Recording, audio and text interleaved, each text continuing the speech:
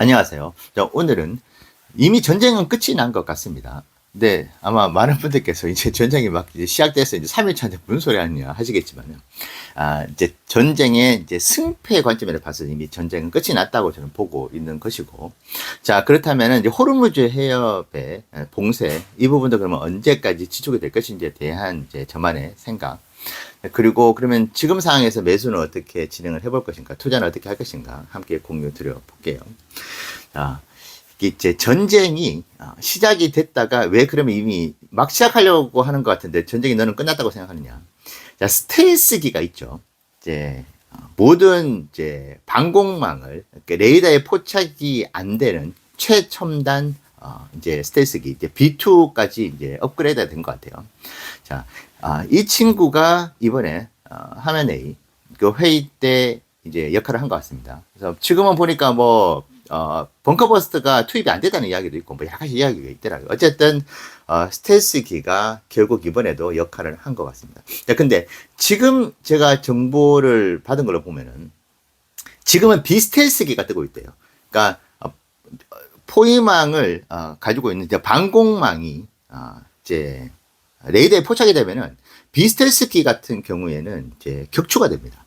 그러니까 되게 위험한 그런 작전인 것인데 지금 이미 비스텔스기가 뜨고 있다. 그러니까 그 방공망이죠. 그 레이더로 어떤 이제 적을 감지하는 그 센서를 가지고 있는 여러 가지 이제 기지들이 이미 다 초토화가 되어 있기 때문에 비스텔스기가 마음 놓고 미사일을 탑재한 채로 지금 돌아다니고 있다. 자, 그렇다고 한다면 이건 이미 끝난 것이 아닌가. 제 기준으로 봤을 때는 그렇게 생각을 하고 있습니다. 거기다가 지금 너무나 이제 큰 전력적인 차이를 보이고 있었던 거. 그리고 이게 한 가지 이해가 되지 않는 것이 작년에도 이란의 이제 가장 추앙을 받는 인물이었어요. 이란 내부에서 총사령관이 허무하게 또 이제 희생이 되었었습니다. 그런데 그 당시에도 너무나 허술했는데 그걸 반면 교사로 삼아가지고 이번에 철저하게 더 대비를 한다든지 그런 뭐 공격이라든지 레이더망을 미리 포착을 해가지고 어떤 선제적으로 오히려 좀 공격을 한다든지 뭐 여러 가지 이제 디펜스를 할 수 있는 방법들이 이제 준비가 사전에 많이 됐었을 것 같은데 이것이 여전히 하나도 되어 있지 않았다. 거의 이제 8, 9개월이 지난 이 시점에서도 그럼 도대체 이란 정부는 이미 9개월 전에 그런 일이 있었음에도 불구하고 무슨 일을 했었느냐라는 생각이 저는 좀 들긴 들어요. 아니면은 이제 다른 여러 가지 준비를 했었는데 너무나 미국이 압도적인 기술력을 발휘해가지고 있으면 AI 얘기가 나오더라고요. 그러다 보니까 그냥 속수무책으로 당했다. 그런 뭐 분석도 해볼 수는 있을 것 같은데 어쨌든 저는 지금 기준에서 그 비스텔스기가 마구잡이로 지금 이란 상공을 돌아다니고 있다는 것을 봤을 때 이미 전쟁은 끝이 났다. 자, 그러면은 공식적으로 그러면 뭐 휴전이 된다거나 뭐 협상이 돼서 이제 일어나는 이 부분도 다른 차원의 문제잖아요. 자, 이것은 어디까지 이제 우리를 또 괴롭힐 것인가 하는 부분들이 있을 것 같은데 뭐 이게 이미 완전히 거의 초토화되다시피 이제 물론 군사력의 차이가 워낙 많았겠지만 그래도 너무나 빠른 시일에 모든 것들이 좀 이루어지진 않았나 생각도 한편에 들어요. 그리고 지금 이란 정부도 이게 지금 48명이라고 나오더라고요.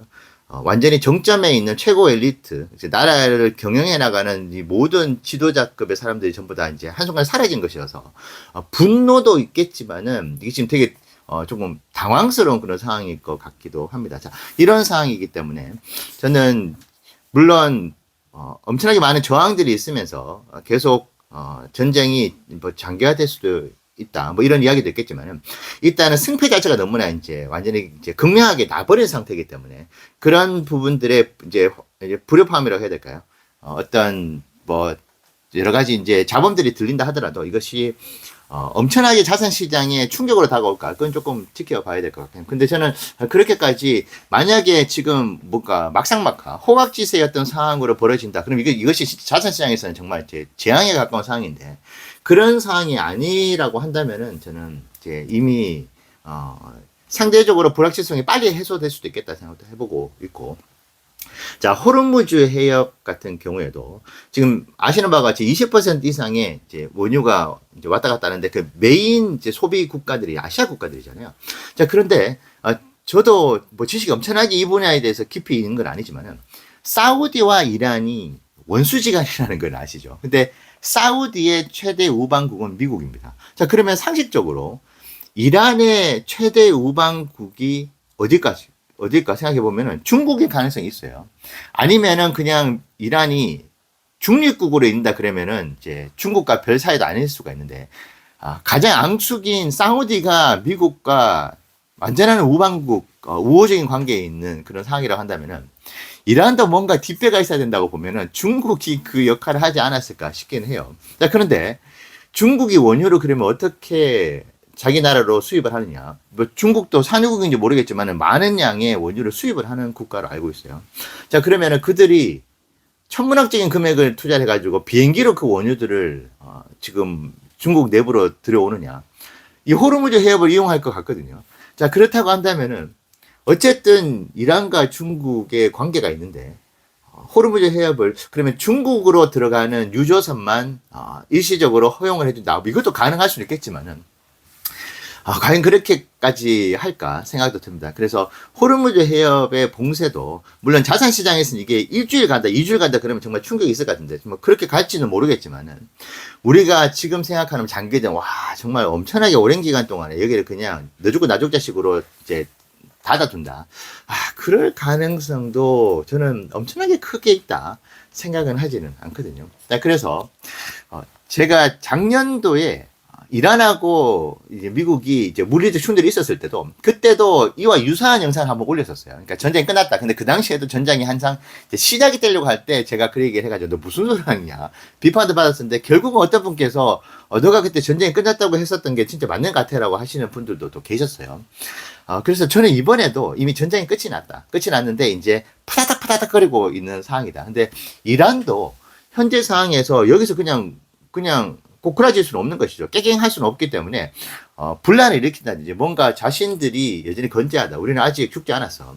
너희들이 계속 우리를 이렇게 얕잡아 보게는 하지 않을 것이라고 하면서 계속 여러 가지 이제 뭐 군사적인 행동을 하겠죠. 저는 그 수준 그 이상도 아닌 것이고 그리고 지금 지금 이제 후계자 있죠.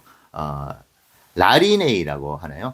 이 후계자를 제가 한번 알아보니까 미국에 대해서 조금 적대적인 감정을 가지고 있겠지만 생각보다 실용 노선을 가지고 있는 자라고 지금 평가를 받고 있더라고요. 그래서 어떤 상황에서 실용적인 협상을 해 나갔었던 그런 인물로 지금 평가를 받고 있는 거죠. 그리고 이게 권력이라는 것이 되게 중독성이 강하잖아요.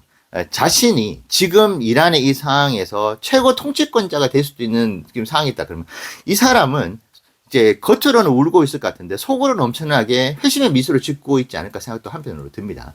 이제 권력을 계속 노리고 있었던 인물로 또 알고 있어요. 그래서 가장 유력한 후계자인 것이 지금 생각보다 빨리 온 상황이어서 과연 그 자리를 놓치려고 할 것인가. 지금 바로 앞에서 48명이 이제 완전히 그냥 이제 저 세상으로 갔는데 이것을 바로 그 지근거리에서 보고 있었을 때 내가 만약에 어떤 행동을 취했을 때 내가 생존을 해서 이 나라의 어떤 국가 권력을 쥐는 것이고 그러지 않을 경우에 이제 그 반대 상황으로 온다고 했었을 때 과연 이 친구가 완전히 그냥 결사항전의 어떤 그런 태세로 자산 시장을 완전히 그냥 글로벌 자산 시장을 뭉갤 그런 정도로 과연 어떤 행동을 취할까? 저는 이 부분도 조금 이제 인간의 심리 그리고 권력이라는 어떤 그런 욕구를 가지고 있는 자가 할 행동이라는 부분들로 놓고 봤었을 때 전략적으로 움직이지 않을까 그런 생각도 해보게 됩니다. 그래서 종합적으로 놓고 봤었을 때 저는 이번 이란 전쟁 역시도 그 이전에 그래왔던 것처럼 1년 전 그런 패턴을 똑같이 보이지 않을까 그런 생각도 해보게 되고 자 그럴 경우에 결국은 자산시장이 일시적으로 요동치고 하락하고 지금 제가 풀이해서 보니까 또 테슬라 주가가 뭐 예상하셨겠죠 아마 390달러 388달러까지 제가 봤거든요.